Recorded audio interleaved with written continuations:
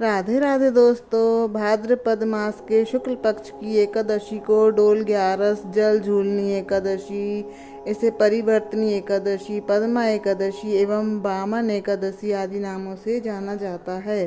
इस एकादशी के दिन भगवान विष्णु लक्ष्मी का श्रृंगार करके खूबसूरत डोले में सजाकर यात्रा निकाली जाती है, इसलिए इसे डोल ग्यारस कहा जाता है। इस दिन माता यशोदा का जलवा पूजन किया गया था, इसलिए इसे जलझूलनी एकादशी कहा जाता है। कुछ स्थानों पर यह दिन भगवान श्री कृष्ण की सूरज पूजा के रूप में मनाया जाता है। इस दिन भगवान विष्णु के वामन अवतार की पूजा की जाती है, इसलिए इसे वामन एकादशी कहा जाता है। इसे परिवर्तनी एकादशी भी कहा जाता है, क्योंकि चतुर्मास के दौरान अपने शयन काल में इस दिन भगवान विष्णु करवट बदलते हैं। यह पद्मा एकादशी के नाम से भी प्रसिद्ध है। पद्मा माता लक्ष्मी का एक नाम है। इस दिन जो व्यक्ति एकादशी का व्रत करता है, उस पर माँ लक्ष्मी अपना संपूर्ण वैभव लौटा देती हैं। आइए सुनते हैं जल झूलनी एकादशी व्रत कथा। त्रेता युग की बात है। बलि नाम का एक दैत्य था। वह दैत्यों का राजा था। भगवान विष्णु का परम भक्त था।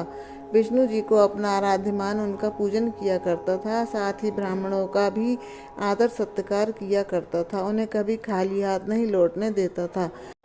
बलि का इंद्रदेव से बैर था। उसने अपनी शक्तियों से सभी देवी देवताओं सहित इंद्र को जीत लिया था।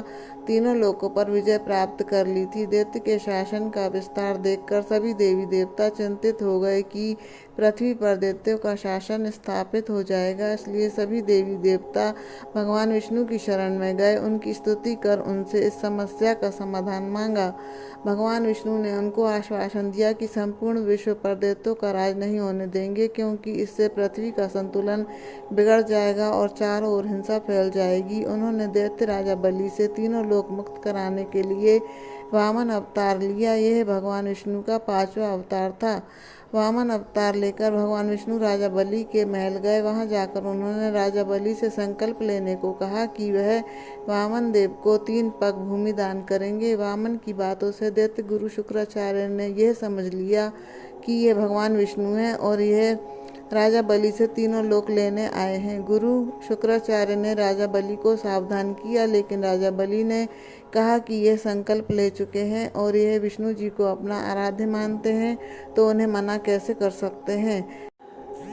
इस पर वामन देव ने 2 पगों में ही समस्त संसार और लोकों को नाप दिया। इसके बाद विष्णु जी ने वामन देव से पूछा कि अब तीसरा पग कहाँ रखें। इसके बाद जवाब में बलि महाराज ने अपना सिर भगवान विष्णु के कदमों में रख दिया और कहा कि तीसरा पग आप मेरे सिर पर रखें। इसके साथ ही भगवान विष्णु ने तीनों लोकों को दैत्य शासन से मुक्त किया। एकादशी के दिन व्रत कर इस कथा को पढ़ने सुनने से वाजपेय यज्ञ का फल मिलता है। बोलो श्री हरि विष्णु भगवान की जय।